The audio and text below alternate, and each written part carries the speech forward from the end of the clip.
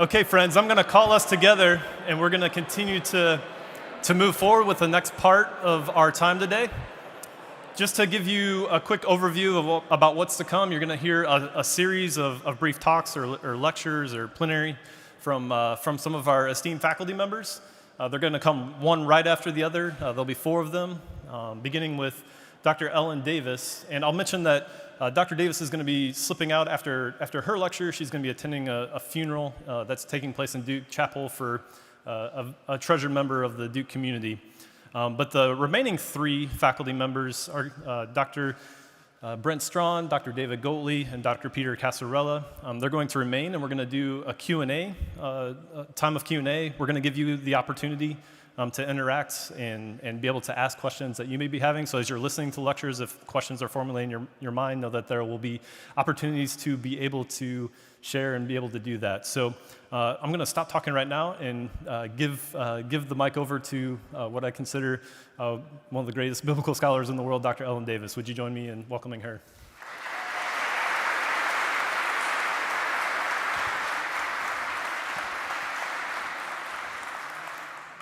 You will learn that Todd Maybury is more kind than he needs to be. Good afternoon. I've been given a few minutes to speak with you about the quietly life-changing thrill of taking a biblical language. And I do mean that. If you take up the wager I propose, your life will be different. For the simple reason that you will bring to your reading of the Bible questions you never had before, questions you could not have had before you knew something of how Hebrew or Greek works. So here is my proposal in a nutshell. Taking a biblical language is the single best way to become a better biblical interpreter. Translation is the first level of biblical interpretation. And as you may already know, translations of the Bible vary a lot, which is why we have so many of them in the 21st century. Partly because both Hebrew and Greek translate only very imperfectly into English, even if one is a skilled translator. But there is another reason that translations vary, and that is because translators often think they know what a passage means, and they shape their translation according to what they think it means. But what if the biblical writer is saying something revelatory, something that exceeds our expectations and common sense way of thinking? Let me give you a few quick examples, all of them from the Hebrew Bible, Old Testament, since Hebrew is my better language. So, almost the first thing that God says to Abraham at the moment of his call is, be a blessing. Be a blessing. The standard translations, I looked at the NIV, the NRSV, render that as a future tense. You will be a blessing. Similarly, the King James Version, thou shalt be a blessing. A simple future tense in English. But the Hebrew is an imperative, be a blessing. It's the difference between an order, an imperative, and a promise. You will be a blessing. Do you hear that difference? Okay. In my judgment, the imperative, be a blessing, delivers a kick in the backside. God is saying, Lech lecha, get you going, man. You have a job to do. There is more preaching power in that imperative than in the mistranslated future tense, which implies if you do this, I promise it will be to your advantage. You will be a blessing. You hear that, right? Okay. Another example, a few chapters later in Genesis, in the great Sodom and Gomorrah scene. And the Lord said, "Shall I hide from Abraham what I am about to do, destroy the cities of the plain? For Kiyativ, I have come to know him, so that he may charge his children and his household after him, and they may keep the way of the Lord. I have come to know him." Again, the standard translations, NRSV, ESV, NIV, all of them say, I didn't even know this until last year when my students pointed out to me. All of them say, I have chosen him. Okay? Is there a difference between Yadativ, I have come to know him, and I have chosen him?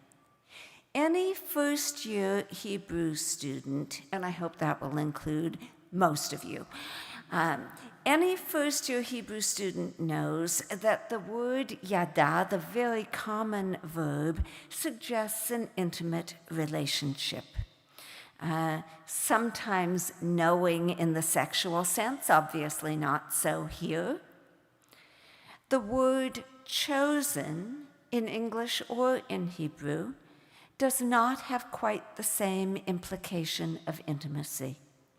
Especially, it does not have that same implication in Genesis, where it is an intimate act of knowing that generates the whole human story post-Eden, and the man knew his wife.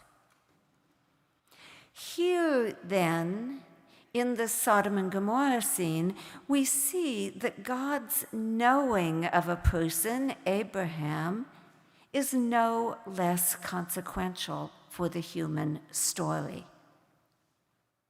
By the way, there is a perfectly good Hebrew word for choose, but the biblical writer did not use it here.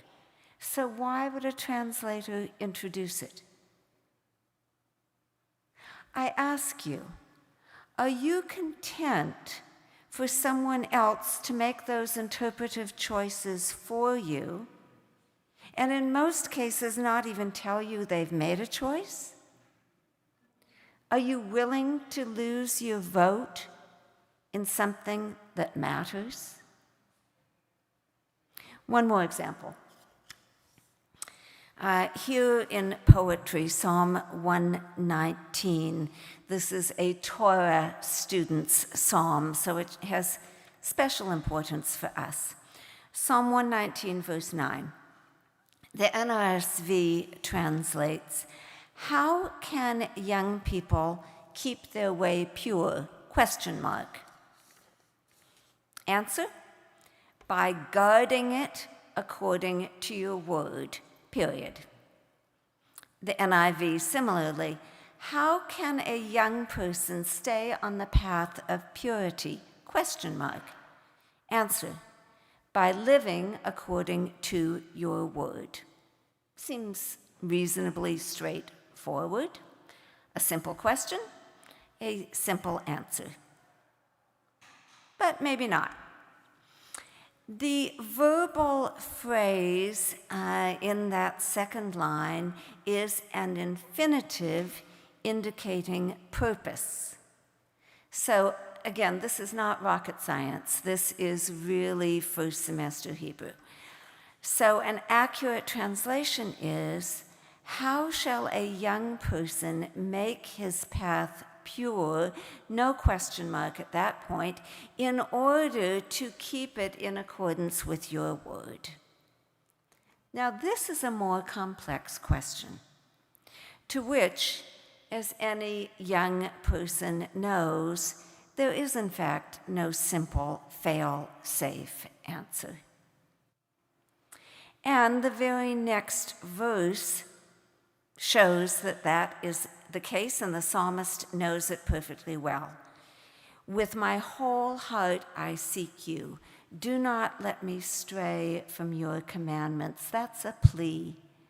We need God's help in order to live by God's word. It's not something we can just decide to do and do it. Notice what is happening here.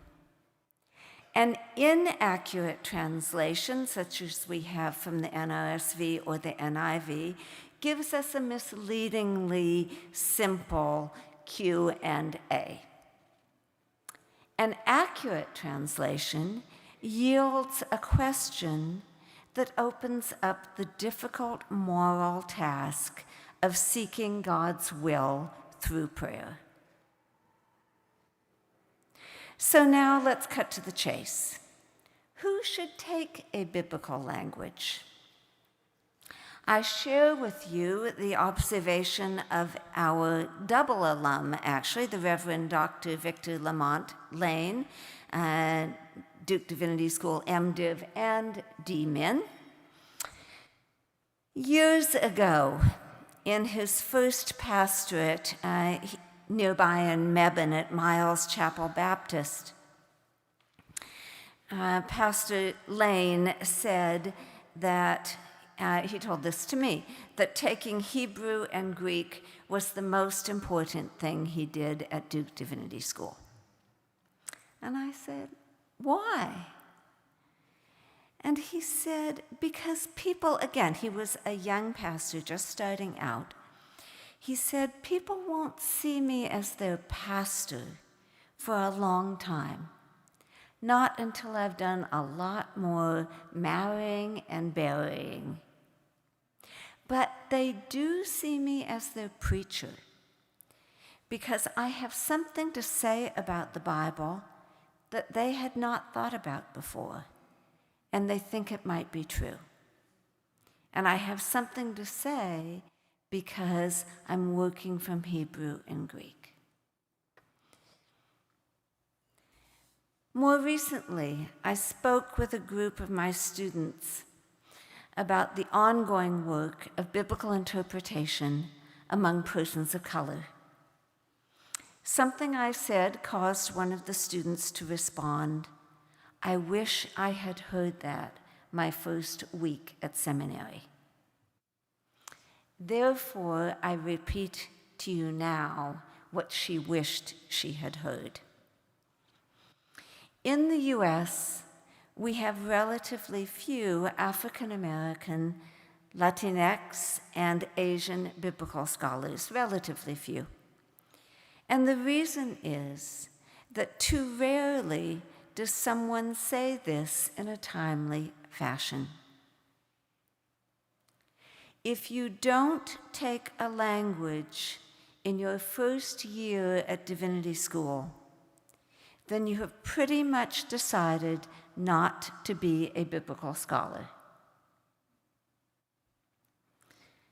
Start your seminary career by taking a biblical language, because if you don't take one in your first year, the reality is, the statistics are, you probably won't.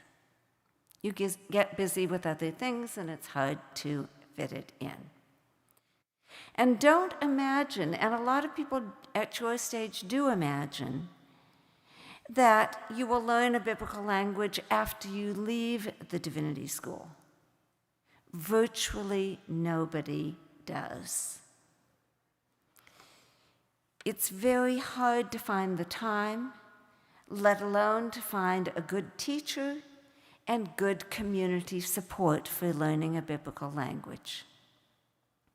Here at Duke, we offer all those things: good teaching, good community support, and the time. So, since you are passing through these halls, I would invite you to turn aside and experience this quietly demanding thrill. Best wishes to you.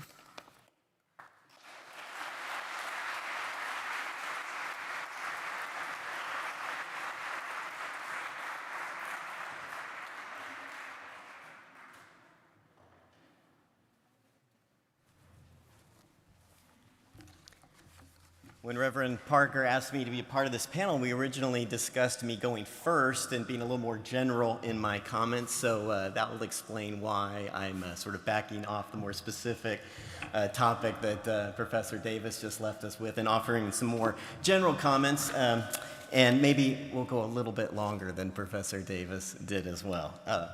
In any event, in thinking about my participation on this panel, I was reminded of when I sat where you do right now, only for me it was 29 years ago.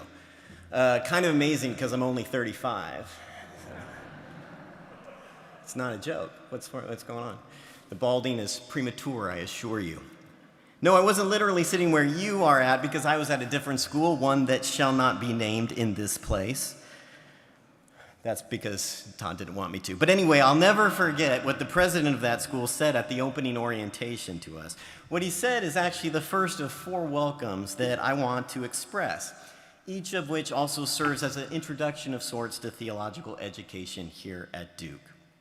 So without further ado, on to the first of my 4 welcomes. 29 years ago, in that other place, President Tom Gillespie took to the lectern, surveyed the crowd of new students, and gathered faculty and staff and said 3 words: "Welcome to Corinth." Now, if you've read the New Testament, that might mean something to you. Since I'm an Old Testament kind of guy, I had to go back and look it up, refresh my memory a little bit. I'm joking, of course. Sort of. Anyway, I don't recall all of what Dr. Gillespie went on to discuss, but that first sentence, those 3 words have stuck with me ever since he uttered them. Welcome to Corinth. And while I don't remember all of his speech that night, I do remember the gist. By using that phrase, President Gillespie was welcoming us to a community that had its fair share of, issues, shall we say? Shall we just leave it at that? Say no more, right? Issues. Now, if you grew up in a church like I did, you may have heard the homiletical call to be like the New Testament church, right? Well, not the church at Corinth. Now, don't be like the church at Corinth. You think your church has problems? Corinth had all those and then some. They were split into factions, with some people claiming one leader and others lining up behind another hero. They had massive differences of opinion, quarreled with each other, and were jealous of one another. In addition to theological debates, there were sex scandals and lawsuits, problems in worship, problems with giving, problems with drunkenness, lots of problems. And then there were people who were arrogant and inconsiderate and who sometimes abused their power. And that's just 1 Corinthians, y'all. There is a sequel. No, you don't want your church to be like the one at Corinth. Oops. Too late, right? I mean, it's a little too late, isn't it? Please, no testimonies. Now, let me clarify. When President Gillespie welcomed my incoming class way back when with Welcome to Corinth, I don't think he was saying that that particular institution was racked by all the problems facing the Corinthians. No. I think Dr. Gillespie was being Pastor Gillespie at that point, welcoming us to a community that, despite being a place of real faith seeking real understanding, was still comprised of flawed individuals, not all of whom agreed all the time and who sometimes made mistakes along the way. It's not hard at all to be that kind of New Testament church, whether you are a church or a divinity school. So, friends, welcome to Corinth. But I suspect Pastor Gillespie was trying to say something else too, and even if he wasn't, I am. That something else is that despite Corinth's all too human struggles and failures and foibles, Paul was up to something at Corinth. God was up to something in Corinth. Paul called that particular and peculiar group of souls the Church of God, sanctified in Christ. And yet, despite that, he quickly added that they were called to be saints, called to live holy lives, that is, along with everyone in every place who called on Jesus Christ. Paul urged the Corinthians to be in agreement, not quarrel, and not be arrogant or boastful. He urged them to be mature, not infantile in their faith. He urged them to seek the well-being of others before they sought the well-being of themselves. He urged them, whatever they did, to do it all for the glory of God. He urged them to love, Otherwise, all their knowledge, their university degrees, GPAs, and titles, and all the rest was for nothing like some annoying car alarm that won't stop blaring. In fact, Paul urged them to a different kind of knowledge altogether, a wisdom that comes from God that shouldn't ever be confused with the wisdom offered by this world. And then Paul noted the wide range of diverse gifts the Corinthians had and asserted that each one was important, each one equally part of one body, with each one absolutely necessary. And then he said all those gifts came from one and the same Spirit. All of those differences in the one body of Christ, Paul said, were there by God's design to actually prevent dissension and to promote care, equal care for everyone, to build everyone up because God is a God of peace, not of disorder. So, that's my first welcome. Welcome to Corinth. But not just as the flawed church of Corinth way back when, but as Paul urged it to become, because God is faithful, because we have the mind of Christ, or are trying to, and because we are Christ's servants and stewards of God's mysteries, or at least are called to. So that's my first welcome. My second welcome is less scriptural and therefore less sublime. It's simply this: welcome to graduate school.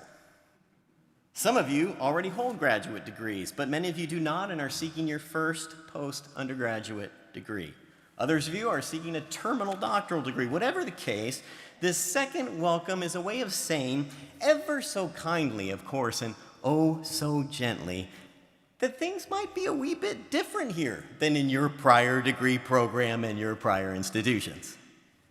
Things may be, well, in truth, things should be harder here than they were in your previous experience because, well, this is a graduate school.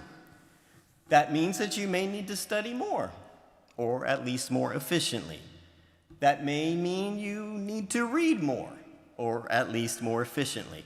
It also means that your grades might be just a wee bit different than they were in your previous student days, because not only is this graduate school, this is a very good graduate school. Duke is ranked number 12 in the country the last time I checked, last night. And number 3 in the country for the study of religion. Not bad. So congratulations to you on your acceptance to a very good graduate school. Welcome. Being enrolled in a very good graduate school means that the standards will be and should be high, and so you should prepare yourself accordingly.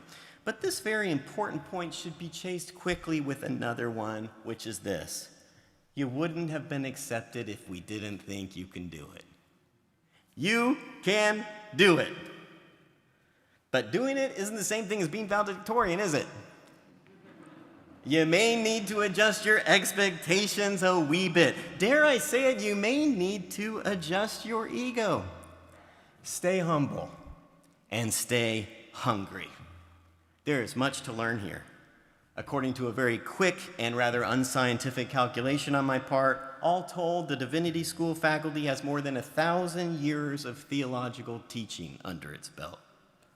That is a remarkable resource in one place, under one roof. Don't miss out on that, worrying about something as trivial as a minus or plus in front of some letter on a paper you wrote. There are more important things to do and learn here in this very good graduate school than quarrel like the Corinthians did. So that's my second welcome. Welcome to graduate school. My third welcome is to welcome you specifically to Divinity School. This isn't any graduate school, after all. This is a graduate school of divinity. So welcome to the venerable and complicated discipline of theology. Like any discipline, theology has many complicated aspects and its fair share of insider language. Instead of carcinomas or angioplasty like in medicine, or mens rea and reasonable doubt like in law, theology traffics in terms like exegesis, Christology, perichoresis, holiness, righteousness, and so on and so forth. Theology, no less than any other discipline, is a complicated field. And not only that, theology is a truly ancient field of study.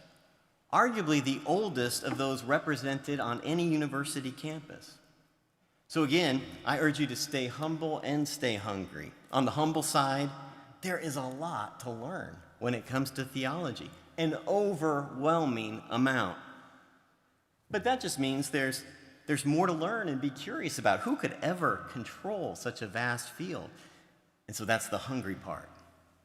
So if you're hungry and thirsty for that sort of thing, well, come then, everyone who thirsts, come to these waters. Come, buy and eat wine and milk without money and without price. That's Isaiah. I read that the other day. He left out the part about tuition, though, didn't he? Okay.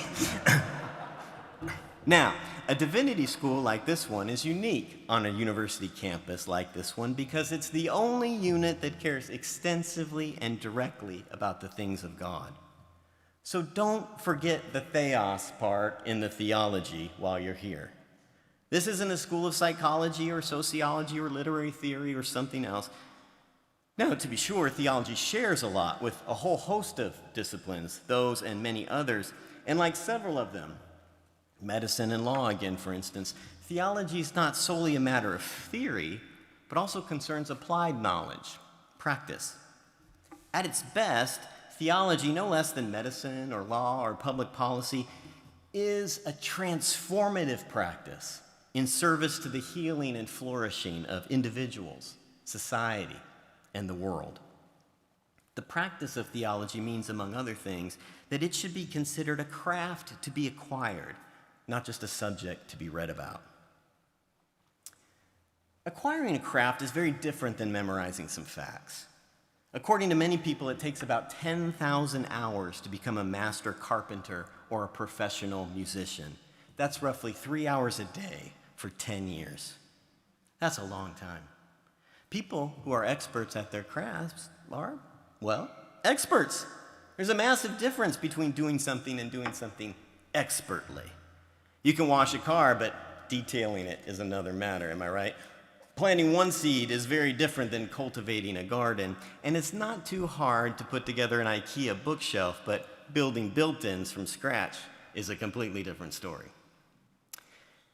Let me shift the metaphors a little bit and put it in terms that may be more familiar from this summer, because we're at the end of the summer and therefore at the end of another season of blockbuster movies. In my considered opinion, this list this summer was a bit thin. There was, alas, only one movie starring Dwayne "The Rock" Johnson. Again, in my humble opinion, any movie starring The Rock is worth seeing, especially if there are lots of cars and explosions. But for some reason, The Rock did not get a chance to reprise his important role in the latest installment in the Fast and Furious empire, F9, also known as Don Toretto and the Family Go to Mars. This was a huge disappointment to me, to be honest, but The Rock bounced back, didn't he, by delivering a sensitive performance in Disney's Jungle Cruise, which surprisingly had a better plot than G.I. Joe Origins Snake Eyes. What's my point, you're wondering? So am I. It's this. How does Dwayne Johnson do it? How does he stay in that tip-top shape wearing those ultra-tight t-shirts over his always bulging muscles? I mean, he's not getting any younger, people. It's amazing. The answer, of course, is hours and hours and hours in the gym. That's what it takes to acquire a craft, to be expert in a field, to be absolutely jacked. If you want to be jacked in Hebrew, like Professor Davis, it's going to take hours and hours in the gym. Whatever your background and prior training, even if you have several prior degrees, all of us here at Duke, the faculty included, are playing a very long game, which involves a very long form of discourse, long hours in the gym. In welcoming you to the Divinity School and the ancient and venerable discipline of theology, I mean to welcome you into a similar lifetime of learning that will never end. It will take a full and complete lifetime before any of us should be properly called a master of divinity or a doctor of ministry. And that's because the subject matter of theology is so vast, deep, wondrous, interconnected. And it's because the subject proper, the theos in theology. God is infinite, mysterious, beyond. And that is why graduate divinity faculties want to hold their students to the highest of standards, because this is the highest of callings and the most demanding of subjects. I hope that sounds inspiring to you. That at least is how I meant it to come across, but I also realize that it could sound a bit overwhelming. That at least is how I myself have experienced it. In fact, I wouldn't be surprised if you already feel a bit overwhelmed and the semester hasn't even started yet. The amount of detail in orientation alone is enough to overwhelm someone, am I right? Can I get a witness on that? And so we've arrived at my fourth and final welcome. It's this: welcome to overwhelmed. I think there's something called a spirituality of overwhelmed. I think it exists in theology, and it lurks, therefore, around divinity school and ministerial. And why that isn't always an enjoyable thing, not like a vacation on a beach somewhere. I also think that it's normal, and that it's okay to feel that way. I admit I first pondered this kind of overwhelmed spirituality when I was working one time on some texts from Jeremiah, but I felt it in my bones long before that, and I still do. Jeremiah seems overwhelmed from the moment he's called, and that feeling sticks with him throughout his lengthy ministry. Long before Jeremiah, though, Moses too was overwhelmed on more than one occasion. And when we start looking closely at Scripture, the cast of overwhelmed people swells rather quickly, doesn't it? Jonah? Yep, overwhelmed in lots of ways. Mary? Yep, overwhelmed. How can this be, she asks, bewildered, right before she learns that a sword will pierce her own heart, too. St. Paul? Yep, overwhelmed on all fronts. Afflicted in every way, perplexed, persecuted, struck down, and that's just the beginning of it. Even Jesus Christ is overwhelmed. Let this cup pass from me, he prays. Sweat and blood at the same time. If you feel overwhelmed right now, or next week, or sometime during your degree program here at Duke, or thereafter, that's okay. It might even be quite normal, at least according to the testimony of the great cloud of witnesses. In fact, at the very moment that you might feel out of your depth, you'll be joining a very distinguished crew. You may, in that very moment, be somehow participating most unexpectedly and quite remarkably in the communion of saints. If so, I hope and pray that you'll feel more than just overwhelmedness, and that you too will somehow be able to hide these things in your heart with Mary, singing, "My soul doth magnify the Lord." Or that you'll utter, like Christ, "Not my will, but thine be done." Or that you'll repeat with Paul, "Yes, afflicted in every way, but somehow not crushed. Perplexed, yes, but not in despair. Persecuted, for sure, but not forgotten. Struck down, most certainly, but not destroyed." That last bit is from Paul's second letter to those complicated Corinthians. But it's words from his first letter that I most want to leave you with as we begin this year together. So here they are. "Therefore, my beloved, be steadfast, immovable, always excelling in the work of the Lord, because you know that in the Lord your work is not in vain." Welcome to Duke. The Lord be with you.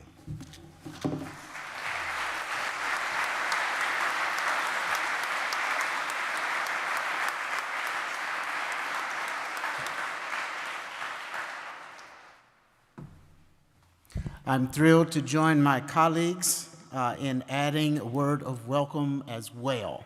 I do want to say that I'm not nearly as engaging and entertaining as Dr. Straub.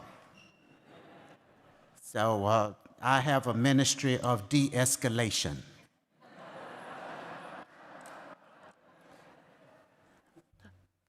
I'm my invitation is to talk with you about integrity at Duke Divinity School. I wonder why they have the academic dean doing that.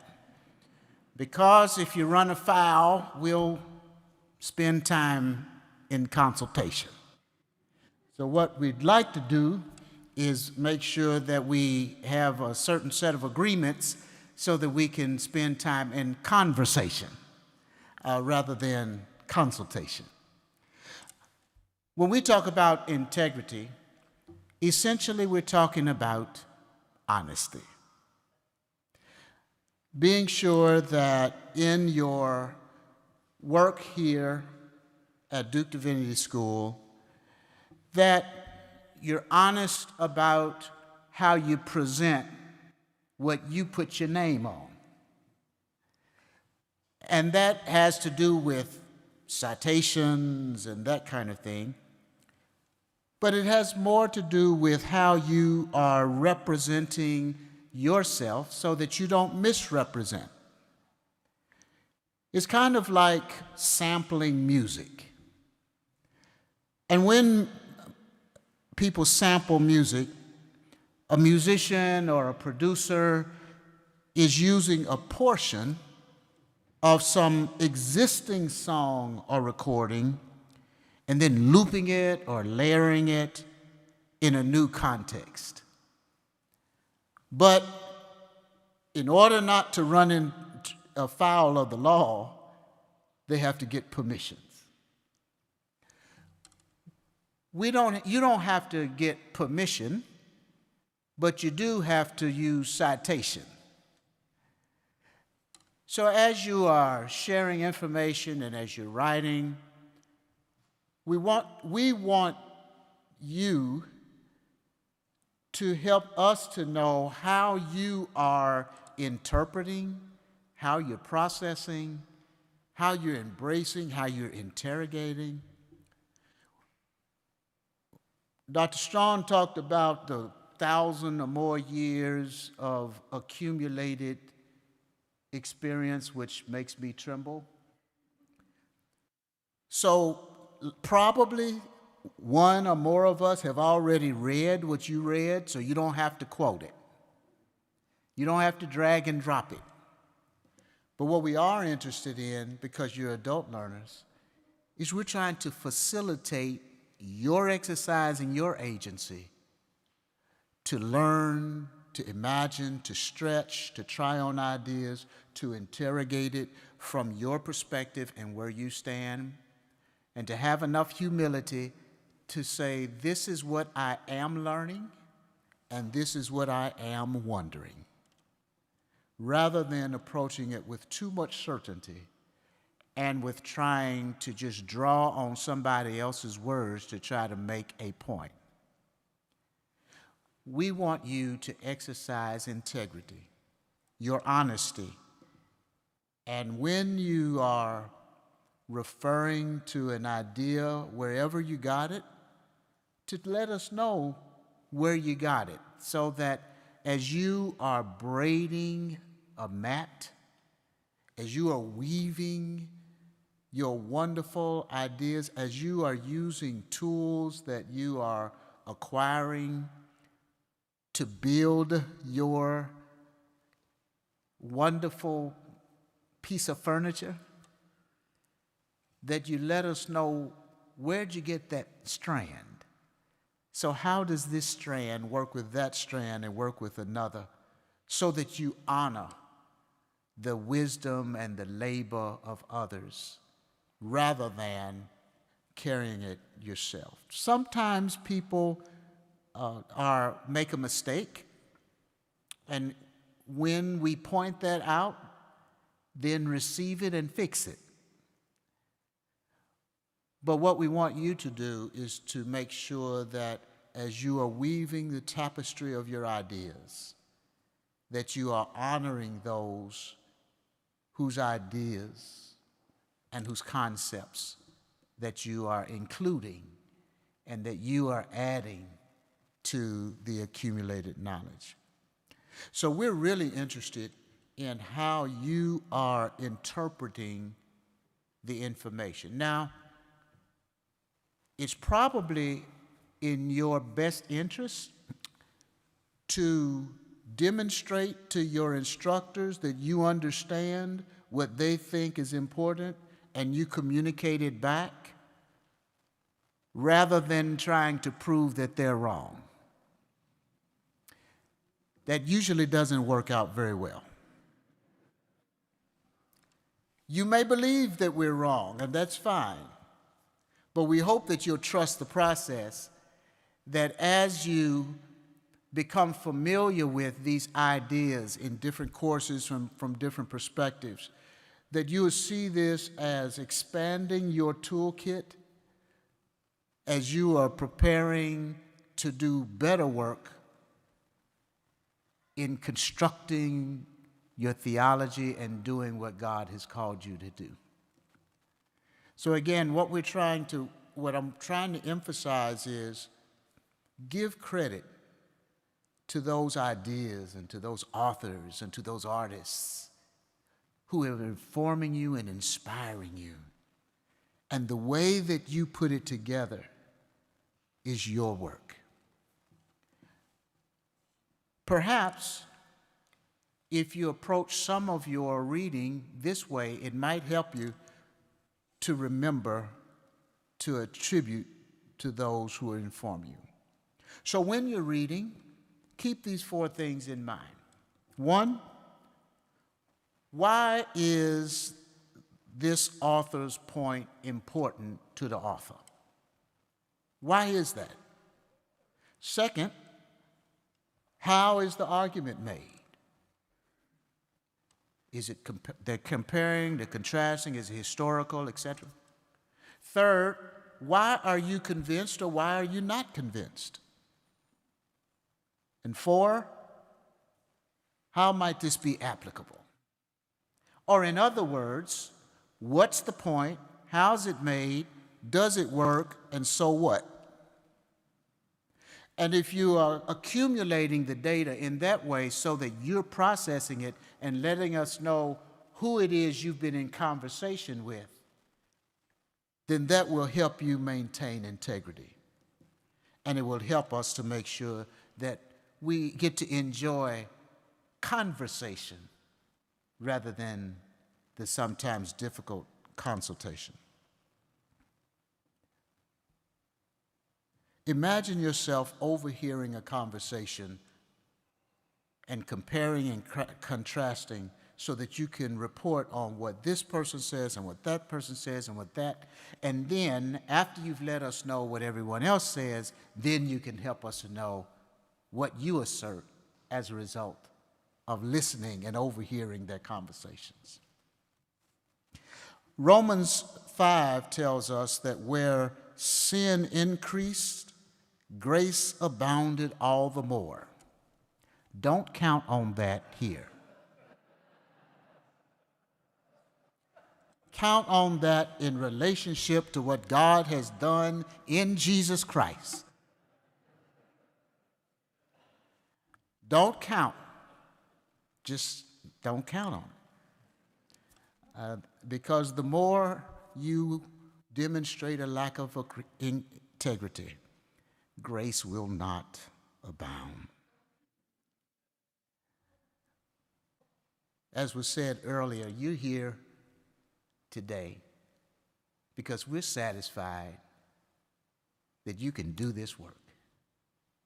We believe in you, and we're looking forward to learning with you and growing with you and listening to how God is opening the texts and the contexts so that we can bear good and faithful witness together. We believe in you. You wouldn't be here if we didn't believe in you. And so we believe in you. And we want to facilitate your learning. You're adult learners. We're not trying to pour anything into an empty pitcher. We don't assume that. We want to help you to stir up the gift that God has already entrusted in your care. So be sure to give credit to the ideas and the people who are informing you. And then help us know how you're interpreting it. Exercise integrity. Be honest. Do your good work while you honor the work of those who've come before you. We're glad you're here. We believe in you. God bless you.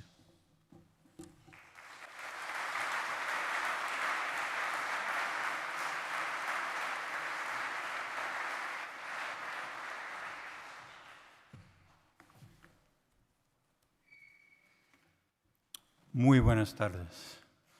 Good afternoon to everybody. This is actually my first Divinity School event in the physical space of Goodson Chapel, even though I've been at Duke for 1 year, having moved from the University of Notre Dame here last summer. My other experiences in the Goodson Chapel were all on Zoom. So like you, I'm here in Divinity School, experiencing this as my real home and place of worship for the first time. And it's really very good to be here with you in the flesh, in person.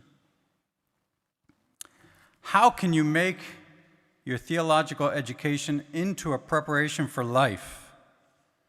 That was the question that I was asked to address. Now, I haven't done a statistical survey, but by my reckoning, I'm one of the few faculty members here who has never pursued or discerned a call to ordination.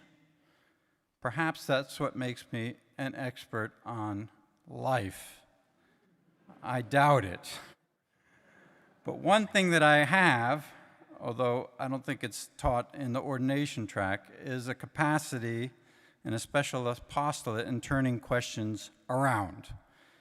Perhaps a better question would be, why would you avoid making your theological education into a preparation for life? Even and especially for those on an ordination track. You were called to be here because God intervened in your life. Now, I've done in the past year a little bit of advising of our MDiv students here at DDS, and I know that the MDiv students in particular will be asked many times, and especially in the review that takes place in the second year, about how they are preparing themselves spiritually in the course of their studies. The communion of spiritualities that is found in the Christian tradition and that is incarnated by our own diverse community runs deep and broad. It is not just a communion of spiritualities from one branch or denomination of that tradition, or from one ethnic group that's just in the United States. It's a global communion. So to encourage you to think about your spiritual life in relationship to the new course of studies that you've entered upon, I would like to add a word to this ongoing conversation by focusing first on a 30-year-old French woman writing in 1942. Simone Weil wrote in her essay, The Right Use of School Studies for the Love of God, about attentiveness. Weil, you may know, was a student of philosophy. She did not study Christian philosophy, and her family was not at all religious. Her brother, Andre, was a mathematician who received numerous international awards for his scientific prowess, including the invitation to join Albert Einstein at the Institute for Advanced Studies in Princeton. Simone was politically active on behalf of workers and had spent part of that year, 1942, working 8 hours a day in a vineyard to get to know the life of people who work with their hands. She also, in the same year, moved with her parents to England because of the Nazi occupation of France. In the midst of these struggles, she discovered Jesus Christ and discerned a path that would allow her to follow him. But she insisted in this particular essay that this path begins with learning to pay attention to reality itself. Attentiveness is the major category of her philosophy and theology. And I prepared these remarks not knowing that all of you were about to study Greek and Hebrew. But that aside, when you are studying, she said, when you're studying geometry in middle school, you're at the beginning of what she considered to be a spiritual life. Working on a math problem, or a Greek verb for that matter, is not, she said, a tensing of one's mental muscles in order to squeeze an answer out of the problem set. It is rather a handing of oneself over to a truth that is outside of oneself. Now, to pay attention to the Pythagorean theorem is not the same as paying attention to the wisdom of the Lord. But the first set of practices consists of good exercises in the overcoming of our tendency towards navel gazing, particularly in the age that Simone Weil did not know of social media. So learn to pay attention to all that you study, especially Greek and Hebrew, within and outside the classroom. Make your theology into an exercise in attentiveness. This spiritual practice becomes more challenging when deadlines are looming on the horizon in a threatening way. But no one dominates all the material that is given to her or him in the beginning of a new semester. I might just repeat that sentence. No one dominates all the material that is given to her or him in the beginning of a new semester. I'm not saying don't study for your quizzes, okay? But try your best, like Simone Weil taught us, to be moved by the surprising new paths of inquiry that are disclosed to you so that you can enter into them in an attentive manner. As the scriptures teach us, test all things and hold fast to what is good. A second piece of advice that was already invoked by Dr. Strong in thinking about the relationship of theology and the discernment of a path for life is to contemplate the communion of saints.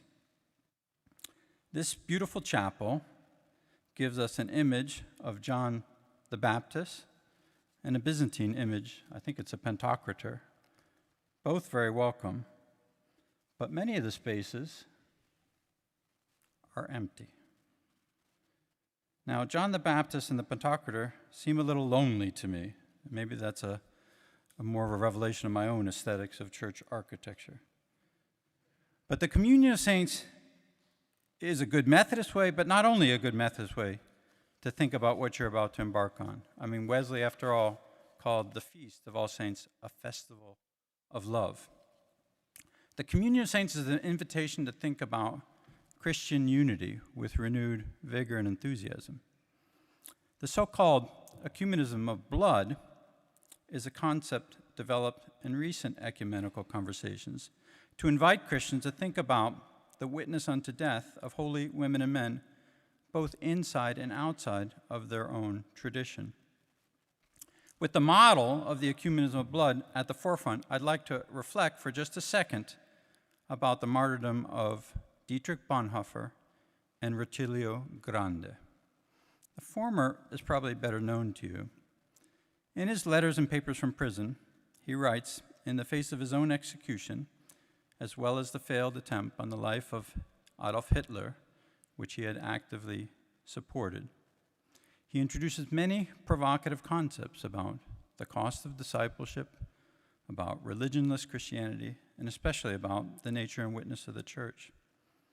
But even though it's late in the afternoon, I'd like you to consider a poem that he placed in those letters and papers, one that he wrote just 1 year before being executed.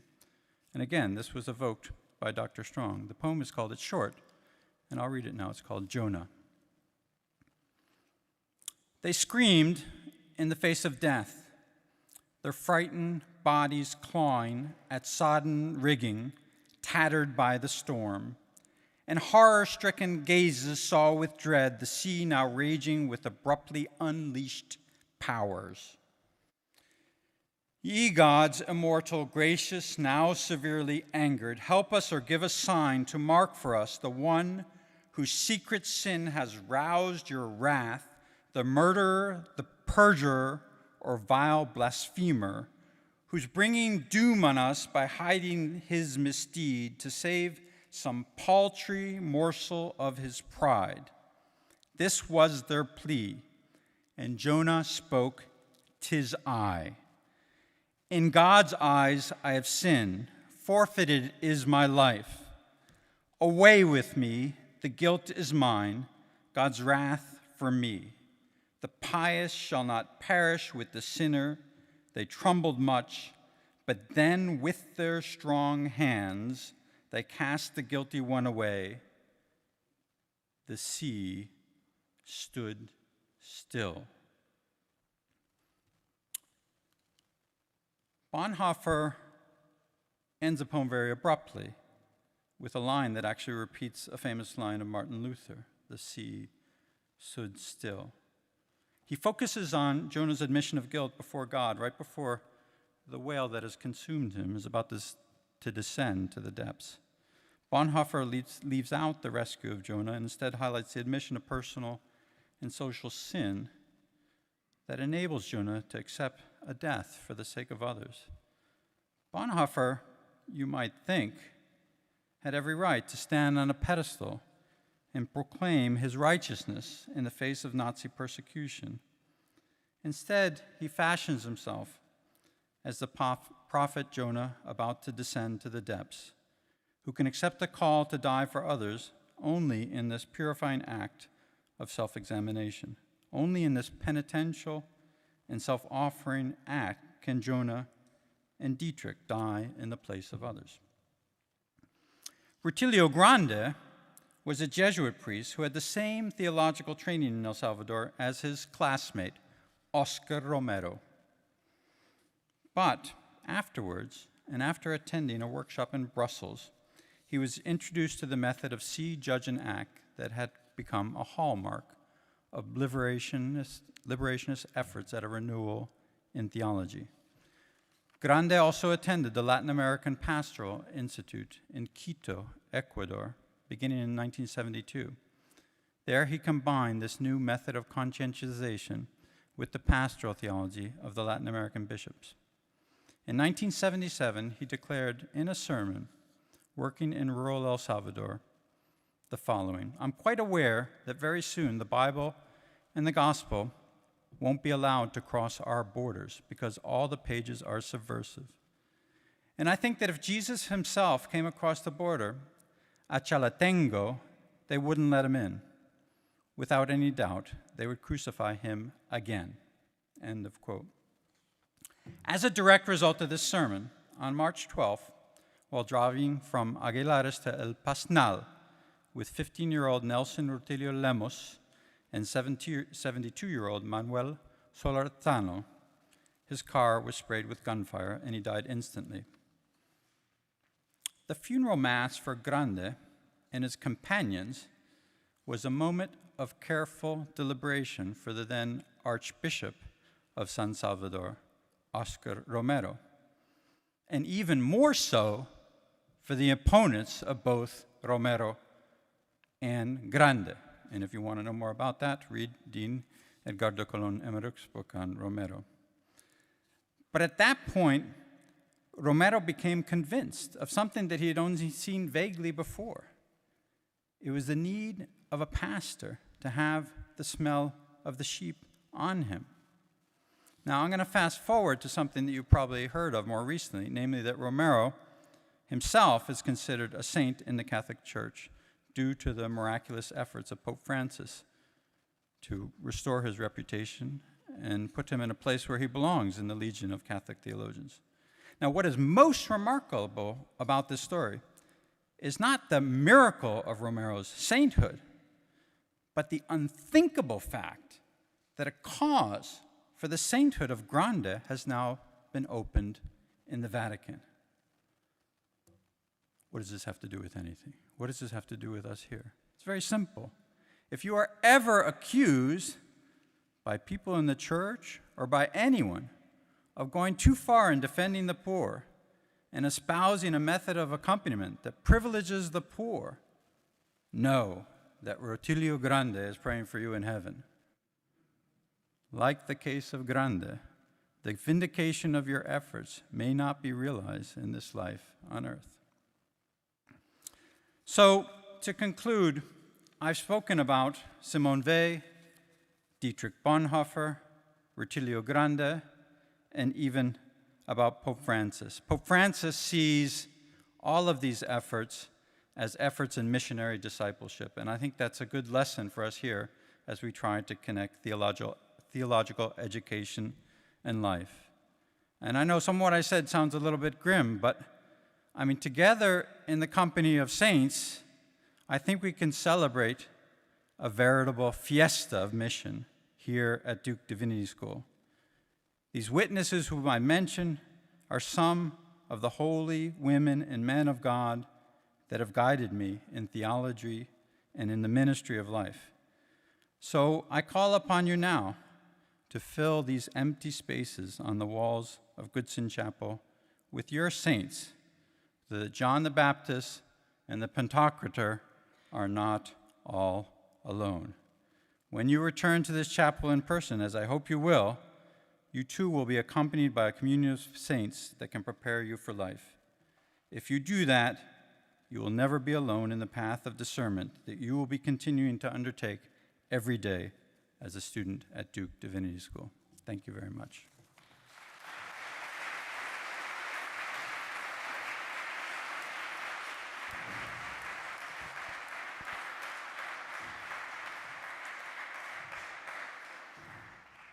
We have about 20 minutes left, so we're going to transition to a time of Q&A. And in order to be able to interact with us, if you have your smartphone with you, if you go to www.menti.com and then enter that code on the screen, 37509148, if you have a question through the magic of the internet, if you ask that question by using Menti, it'll show up on my screen, and I'll be able to ask the panel of it.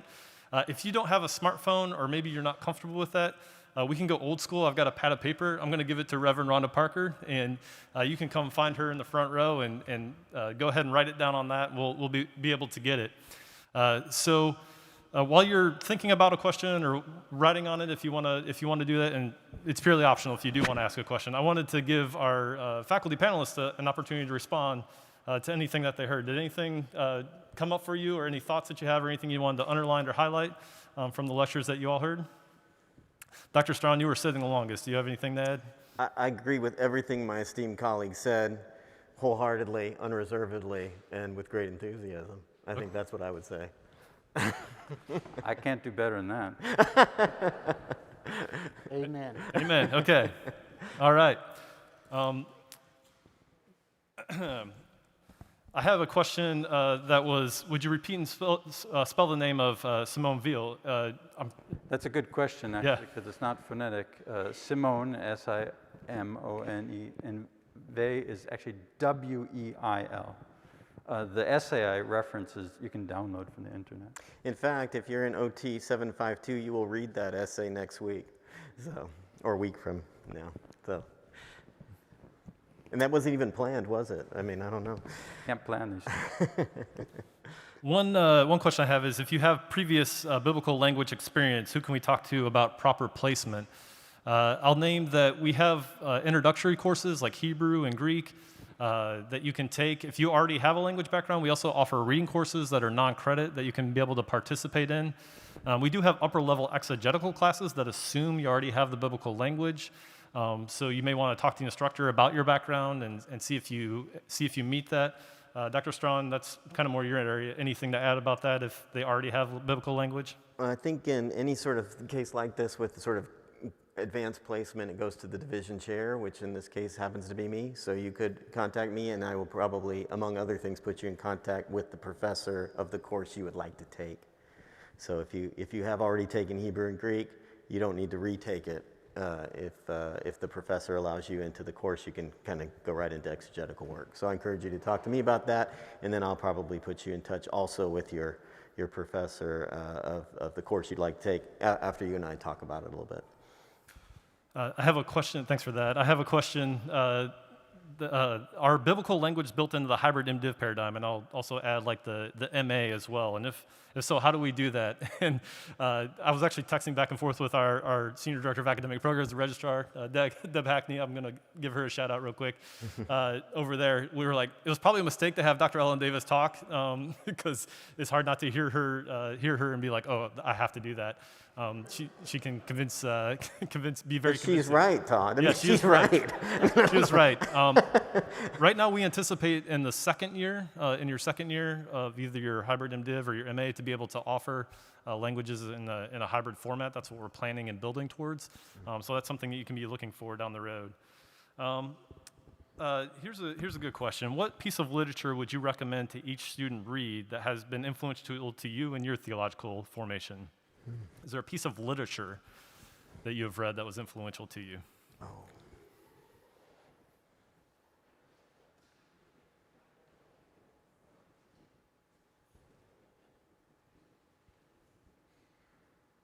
In addition to the Bible,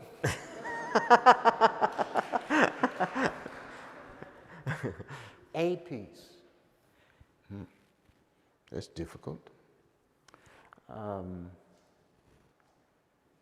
I would encourage everyone to read Bonhoeffer's Discipleship. I think it's a particular challenge to our current age, particularly people in ministry, where you hear people talk about what I want to do at this point in my life that's in my best interest. And part of the challenge is to be as I interpret it or apply it, is to be a disciple of Jesus means that you follow Jesus and where Jesus is leading. And the kind of contemporary conversation about branding in ministry, developing your brand and doing what you want to do troubles me. And so I find Bonhoeffer's Discipleship a continual challenge to what it means to put Jesus first. So I already mentioned Simone Weil. The collection, Waiting for God, has both the essay that I discussed and her commentary on the Our Father, which is I highly recommend it. And I mentioned Bonhoeffer. I might add, Pope Francis has a little book that came out recently called Let Us Dream, about the conversations with Austin Ivory about the pandemic. It's a short and quick read, but it's very profound. And Austin Ivory is scheduled to come later this semester to talk to us about that and other things. So that would be my recommendation. A point of clarification. Theological literature, any literature, or do you have a particular? The question was left open-ended. Left open-ended. Yeah. Well, see, you all took the high road. I'm going to go the low road with just non-theological literature. I will recommend to you the novel by Mary Doria Russell called The Sparrow. It's a science fiction novel that is a stunning Job book, in my humble opinion, and one of the more profound theological reflections I've read in a long time.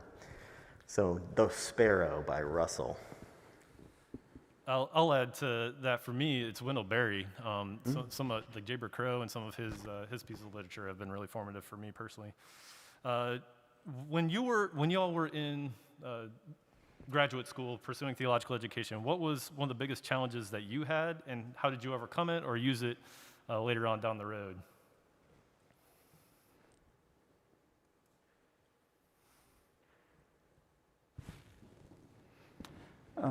We're all so polite. We are so polite. I can start. I mean, we're talking about the 19th century, right? Talking about a while ago.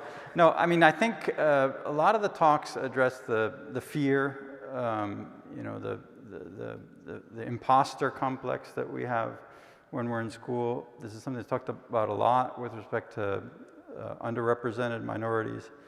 And I think you have to face that we accepted you because you belong here and you are going to thrive here. But I think in graduate school, I had trouble like feeling that that was the case. And so I'm really glad that my colleagues addressed that point, and I hope that you take seriously that we have invited you to be here because you belong here and you're going to do very well here. That resonated with my memories of graduate school as well. I think I would say the temptation to bifurcate the life of faith and the life of scholarship is a profound and constant temptation for any of you who pursue things related to the life of the mind. For me, I felt it when I first entered seminary, and I was greatly helped. I didn't come across Vey till many years later, but I think Peter's remarks about Vey are very helpful, and that essay is very helpful. For me, it was Brother Lawrence, The Practice of the Presence of God, where he says, people seek all manner of ways to practice the presence of God this way or that way. Isn't it more easy and simpler and more direct, Brother Lawrence says, to consider everything we do as practicing the presence of God? So you don't have to think about, oh, I'm studying church history now, and then I'll do something devotional. All of it can be part of the life of faith if you think in a unified, non-bifurcating way. That's what I would say. Ask the question one more time. The question was, when you were in grad school, theological education, what was your biggest challenge? How did you overcome it, or how did you use that challenge to propel you forward? One of my challenges was trying to find a rhythm for getting everything done. And I use the language of rhythm rather than balance. I think it's very difficult to achieve balance. Mm-hmm. But I think that sometimes the rhythm may be fast, sometimes it'd be slower, sometimes it'd be real staccato.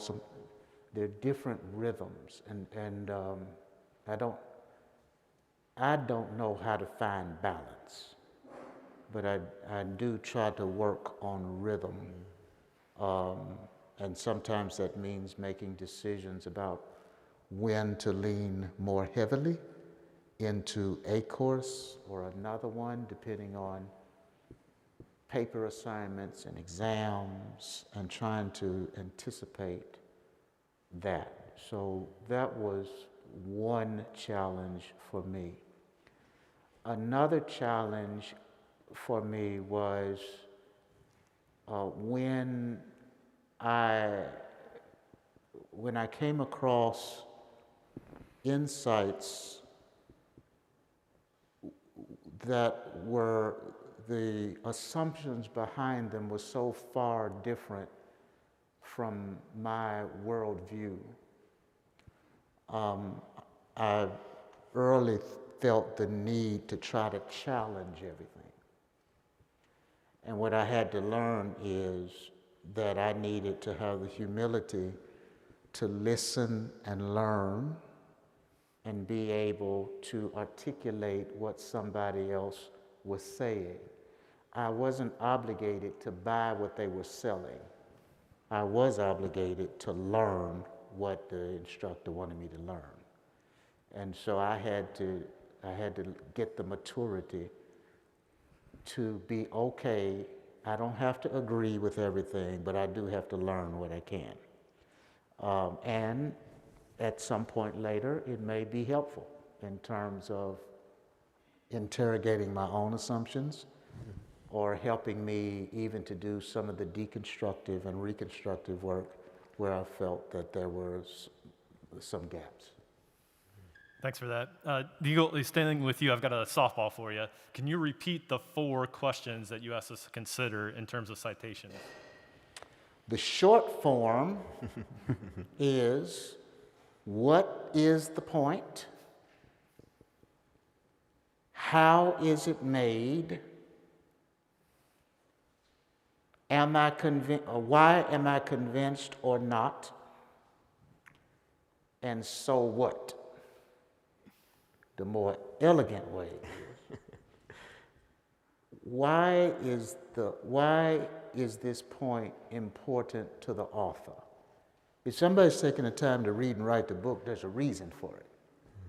And so to try to get at the why it's important is really essential to understanding the what is being said. So why is this point important? How is the argument being structured? Is it a historical argument? Are they leaning heavily on the Bible? Is it philosophical? How are they getting at making a point? Why am I convinced or why not? And that's where opportunities of drawing on other authors, other texts, experiences of interrogating it. Does it work or not? And then how might it apply? So I think that if you read texts in those ways, what's the point? How's it made? Does it work? So what? That will help to get your head around what others are saying. And if you keep accumulating that, then over time you get to compare and contrast some of these authors with one another, both in one course as well as in across the ecology. And it will enrich what your experience is. Another related easy question, I hope. What citation guide do we follow here at the Divinity School? Chicago style. Yeah, we go Chicago. Period. And the writing center, there you can find, well, just do links, but we also have a writing center that we want to encourage you to connect early. Because even if you are experienced and a good writer in another discipline, it's not this discipline. So if you're a great journalist, that's wonderful. But likely your professors and your graders will be looking for you to handle theological materials. And so Chicago style, get it early, get it well, and you'll be glad you did. I'm gonna, we asked you earlier about your greatest challenge during graduate school, and I'll say for your master's level or your PhD, another similar question is, what was a favorite memory? What's something that stands out from you during that time? Other than finishing? Finish it up. Graduation day is a fun day.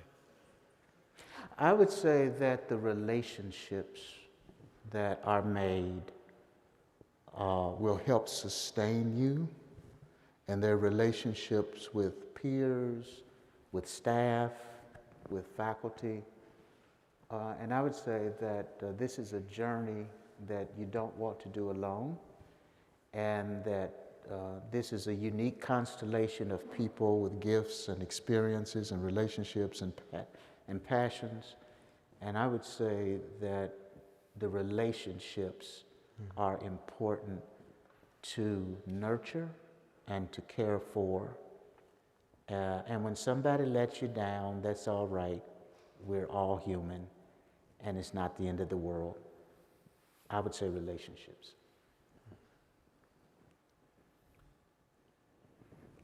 Well, I agree with that. That's a really important point to think about as you go through DDS. But I was just going to, I was recalling as we were speaking today, when I got the acceptance letter. And I was an undergraduate and applied to do the graduate program, actually the full PhD from the same institution as I was finishing my BA, and I thought it was just out of the question that I get in. It was kind of on a lark that I even applied. And so when I got the acceptance letter, I was just amazed and thought it was a miracle. And so for those of you who are here and are excited and are ready to start something new, whether you've been just out of college or been out of college for a long time, it's just happy to share with you this new moment. Yeah, I echo those things too, and what Dean Goatley said I think is right. I think a lot about my classmates at the master's level and doctoral level, and I think a lot about my teachers. I had, in my own biased opinion, some of the best teachers in the world, and I wish I had spent even more time with them than I did. My mentor, I had a great relationship with him, but maybe not in retrospect, I wish it was even more. That I had spent more time with him. And what I remember about my professors in Old Testament when I was doing my doctoral work, and it was less details that they told me, right? I mean, I don't remember many lectures, but I remember their dispositions towards the text, their attitudes, their habits, their work ethic, and that's what I remember. And I think that's the kind of apprenticeship that one needs to do in a long-form discourse like theology, is to, as the rabbis say, first thing to do is get yourself a teacher. You know what I mean? There's a lot of them here. You won't like everybody equally. It's all right, but some you might really like. Get yourself a teacher and apprentice yourself to that craft. And that can make a difference. Those teachers changed my life. First semester of seminary changed my life. We're right near the end of time, and I've only got, I think, time for one more question. So I'll ask it, and then I'll make a few comments on the questions that I'm seeing as well. And I'm trying to crowdsource here as well, because I've got over 40 questions, and I've only gotten to a fraction of them. But what spiritual disciplines do you all employ or encourage others to live into to sustain the work during this time? I've seen a lot of questions on here that I'm just not going to get to. I've tried to pick ones and clump them all together. Questions about parking for this upcoming week. I'll just say good luck. I wish I had a better answer, but go to parking.duke.edu and see if you can figure it out. Questions about academic, specific things, like how do you do a directed study? There's a form on the website, policies on the website. Use our academics office as a resource. So with the remaining time we have left, I wanted to address a question multiple of you had about spiritual disciplines. Maybe Dr. Casarello, we can start with you. Well, I spoke to that a little bit already. I mean, I don't have anything fancy or new to introduce. I mean, Liturgy of the Hours, Rosary. I mean, I think the thing is, you have a very diverse group here, and find a group with whom you can pray. Find a group with whom you can share in a Bible study or share your insights that go beyond just what you learned in the classroom. There's many such groups. We have houses. You probably already heard about that. We have many resources like that, but find a group with whom you can share your path of discipleship.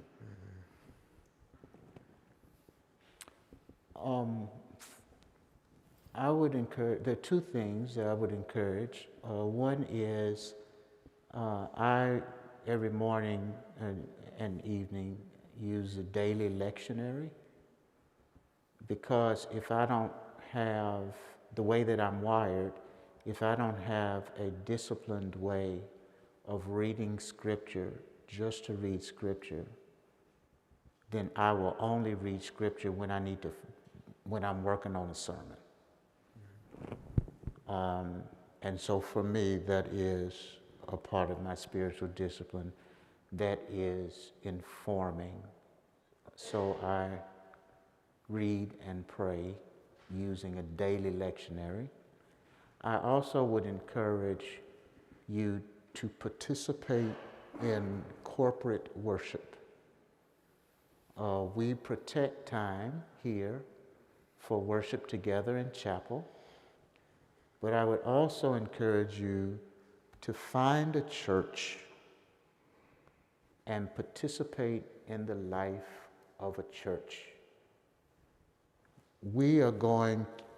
You will have your embedded theology, what you brought with you, interrogated. And we're going to ask hard questions. You're going to say, Jesus loves me, this I know, for the Bible tells me so. And we're going to say, how you know?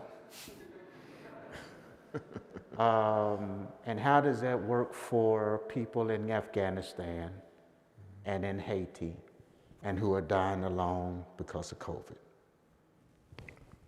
So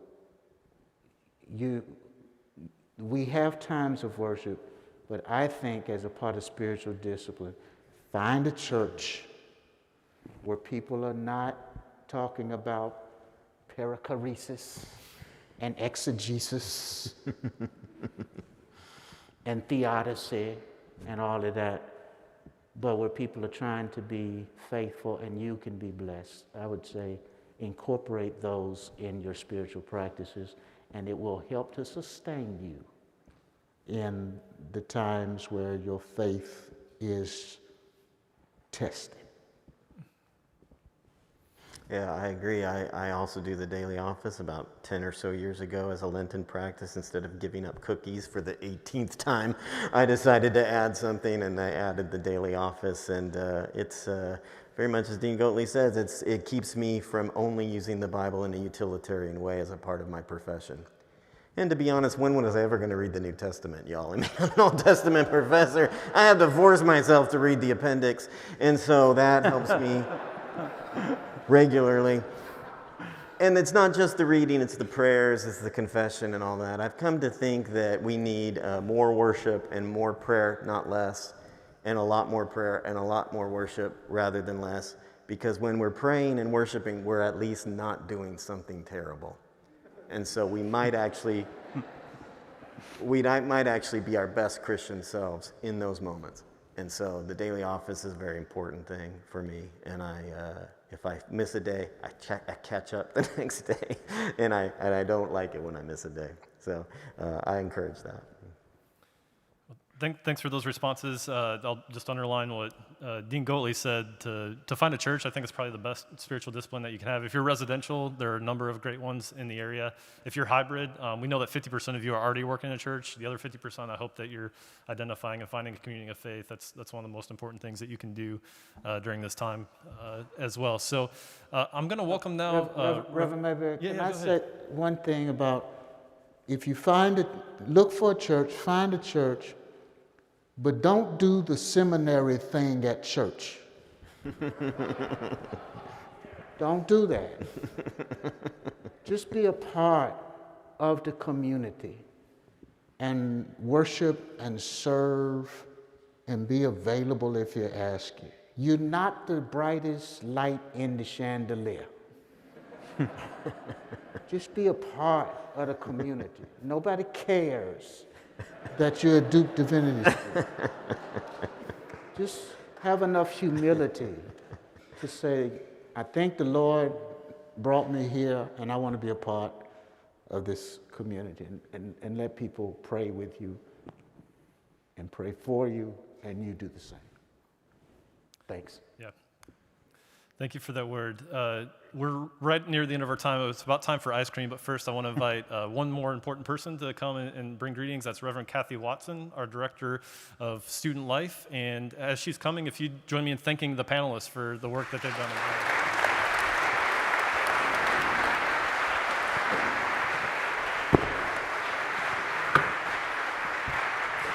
Thanks, man. Whew. I can take this thing off for a minute. I am so excited to see you all. I just don't know what to say. You've got an email from me. You'll get more email from me. The good thing is I have snacks in my office, so you want to be my best friend. Just saying, okay? And they were going to go first, but I'm going to do this first, and then I'll give it to them.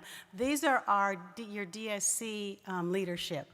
So Gil Barney and Kiana Hertaw are our co-presidents.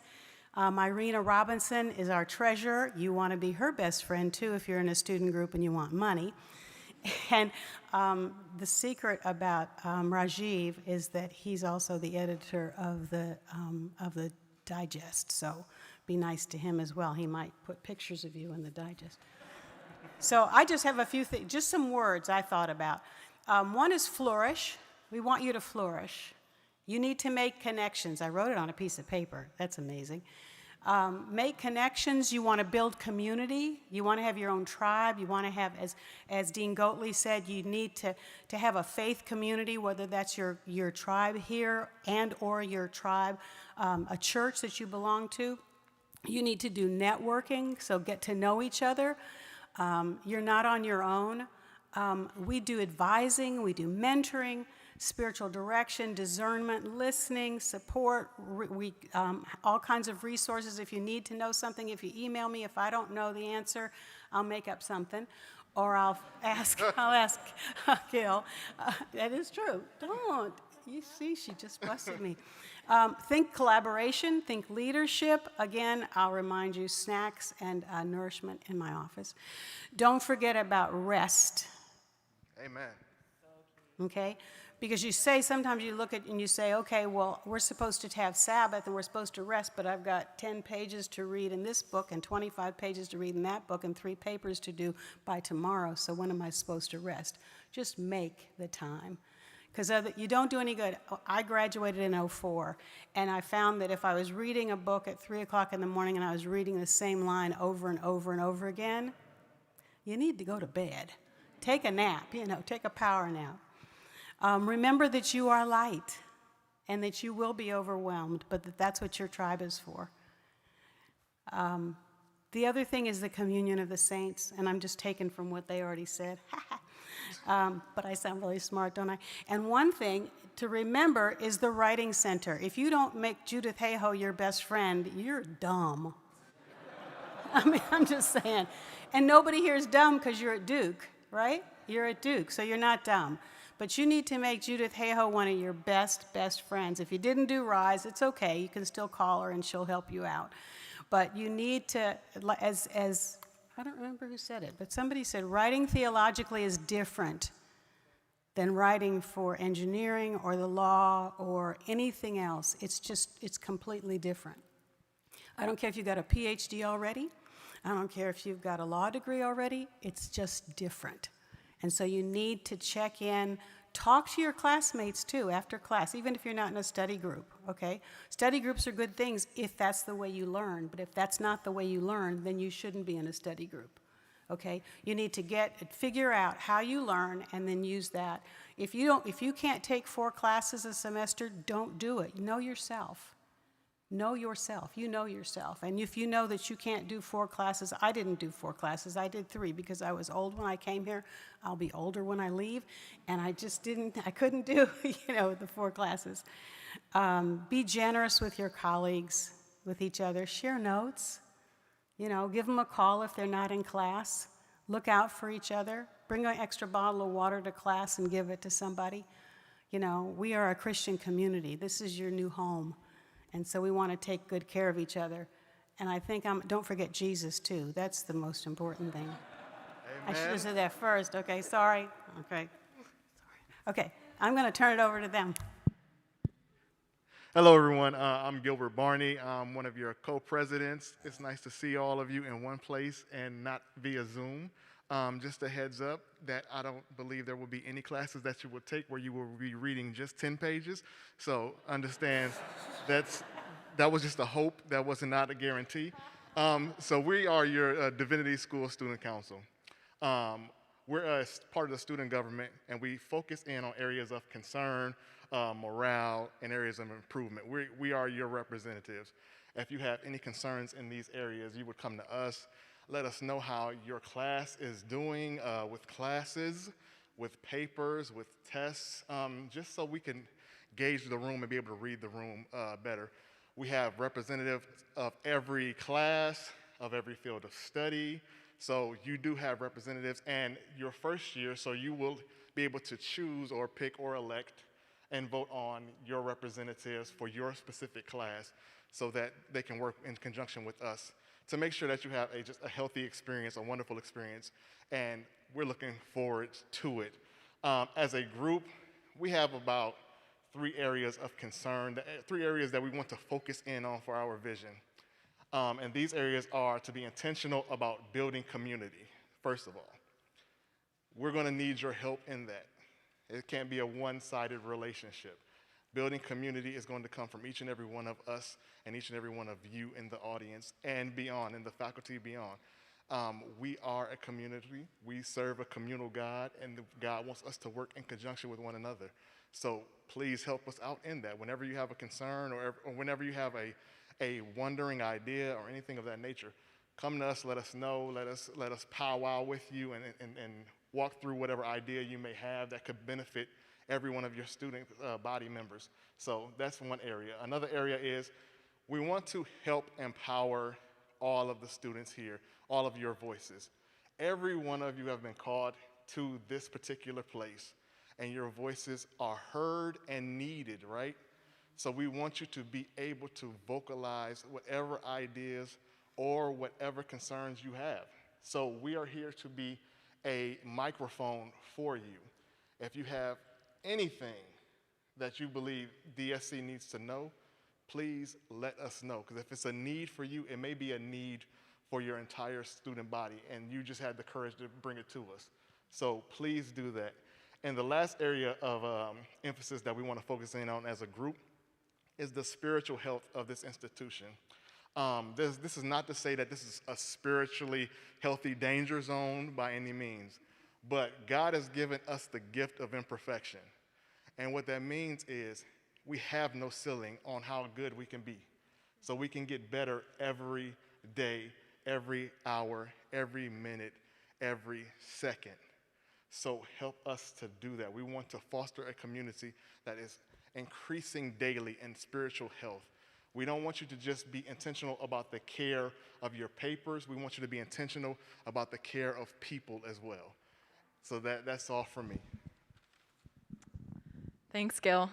You basically said everything I was going to say, too. So I'm the other co-president. Together, we are the co-presidents. Yes, so we're just one other part of this greater web of support that the Div School is trying to provide for you. So like Gil said, I would say practically what we do to encourage community is we host meetings, and we're going to host meetings once a month, and it's a place where you can come and figure out what clubs are hosting events. If you want to join a club, it's a great opportunity. We're going to host a club fair soon, so keep an eye out for that, where you can meet leaders of different clubs on campus. In the Div School specifically, like, what are some examples of clubs? There's Asian Theology Group, BSU, Black Seminarians Union. There's different groups that are catered toward interest and ministry. So there's a group that's geared towards prison ministry and seeking justice in that area. So lots of cool things on campus to get involved with. And like Gil said, we're here to amplify your voice. So we want to be resources for you. I think the four of us here, if you came up to us, we would be willing to say, yes, let's sit down, let's talk, let's coach you through how to get through your first existential crisis from your classes, because it will happen. For me, it was like every day. So yeah, so we would love to be a resource for you all. And lastly, just want to say, as Gil said, we have representatives from every year class. So you will elect your peers this coming year, like in a few weeks. So you'll elect some representatives, and what it means to be a representative of the first year class is you plan events to foster community, and yeah, that's the main thing. It's a leadership role. You get to know Miss Kathy, who's so lovely. So yes, I think that's all I have to say. All right, and this is the last thing. We're going to land the plane here. So we have the top 10 things to do while you are at Duke Divinity. And so I recognize that some of you are hybrid students, so try to do all this stuff this week. But here we go. Number 10. Cry once after seeing your syllabus. You're going to have to do that. You're going to have to. Number 9. Have an existential crisis in Duke Chapel with the stained glass apostles staring at you. It's beautiful. Number 8. Eat as many bowls of buffalo mac and cheese and grilled cheese and tomato soups as possible. That Div Cafe right there, folks, you got to go there. All right. Number 7. Use all your printing dollars in your first semester of church history. I would just like to say, one, Rajiv wrote this list, and second, maybe not all of them will be helpful. So just maybe this is my experience. Anyway, all right. Love Rajiv, but okay. Number 6 is ask Dr. Bowler to sign your copy of Everything Happens, and try to be as blunt as Bishop Williman, and some of you will find out what that means. You'll find out. And number 5. Find community through various houses of worship and student groups. And you'll be hearing a lot about that very soon. Number 4. And this one is helpful, so listen up for this one. Be open. Let go of some of your preconceived notions and engage with a willingness to listen, learn, and love. Yeah, it's really important. Number 3. Explore Duke. Go to a basketball game. Find a local coffee shop. There is so much outside of the Div School. Very true.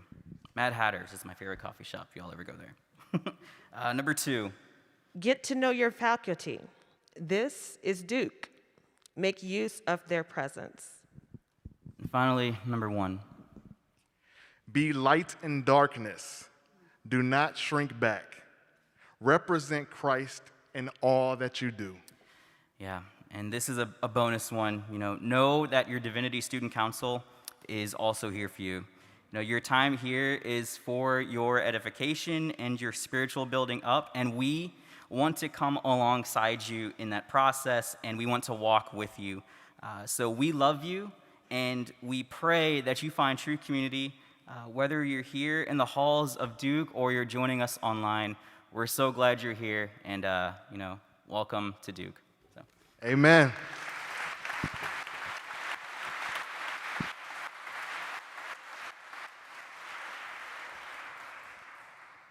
I have one public service announcement. That is that if you are here this week for hybrid classes, or you're just in Durham this week and you really want to come, there will be morning worship every morning here at 8 a.m. Monday through Friday.